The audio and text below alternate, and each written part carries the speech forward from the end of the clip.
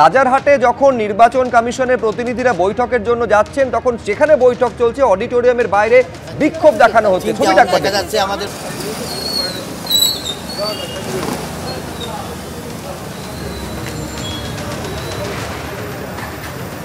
একেবারে হাতে এই প্ল্যাকার্ড নিয়ে আমরা দেশের নাগরিক, আমাদের নাম যেন বাদ না যায়, অর্থাৎ ভোটার তালিকা থেকে নাম বাদ যাওয়ার আশঙ্কাকে সামনে রেখে বিক্ষোভ দেখানো হলো।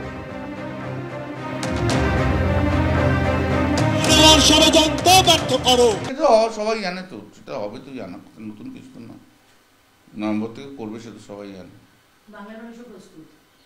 আমরা তো প্রস্তুত, আমাদের সংগঠন আছে, শক্ত সংগঠন আছে। এখানে তো গাঁজাখুরি গপ্প বলে দিয়ে চলে গেলে হবে না। বিহারে কংগ্রেসের হয়তো শক্ত সংগঠন নেই, কিন্তু আমাদের তো এখানে শক্ত সংগঠন রয়েছে। আমরা প্রচেষ্টাটা ব্যর্থ করার তো চেষ্টা করব। ওদের যে যা ইন্টেনশন, সেই ইন্টেনশনটাকে বন্ধ করার তো চেষ্টা আমরা করব। এই দেশ को खत्म कर देगा ये लोग। आई एम सॉरी टू से, I have seen so many governments, but I have never seen this type of arrogant and dictator government. They should remember, today they are in power, tomorrow may not be.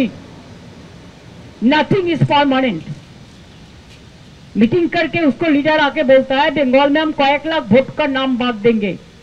आप कहिए अभी natural calamities, rainy season, festival, इसमें 15 दिन का अंदर ऐसा या थोड़ा ही होता है, सबको नाम तुलना पड़ेगा। ये क्या सोचता है ये लोग?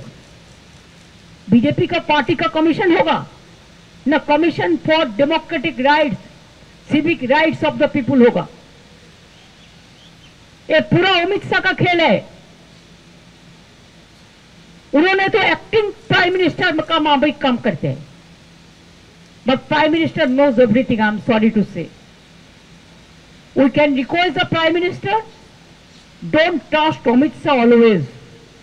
एक दिन वो आपका बड़ा मिर्जाफर हो जाएगा, पहले से ख्याल कीजिए। मॉर्निंग शो कर दे।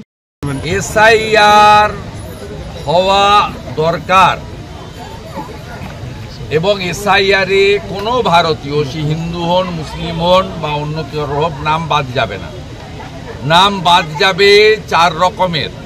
মৃত ভোটারের নাম থাকবে না, ডবল এন্ট্রি ট্রিপল এন্ট্রি থাকবে না, ভুয়া ভোটার থাকবে না, রোহিঙ্গা এবং বাংলাদেশের মুসলিম অনুপ্রবেশকারী, যারা অনুপ্রবেশকারী অবৈধ, তাদের নাম থাকবে না। এটা হওয়া উচিত। আমাদের দেশে অবৈধ অনুপ্রবেশকারীদের ভোটার লিস্টের নাম থাকবে বা মৃত ভোটারের নাম থাকবে, বিকালবেলা ক্যামেরা বন্ধ করে কেউ ভোট দেবে, এটা গণতন্ত্রের পক্ষে সমীচীন নয়।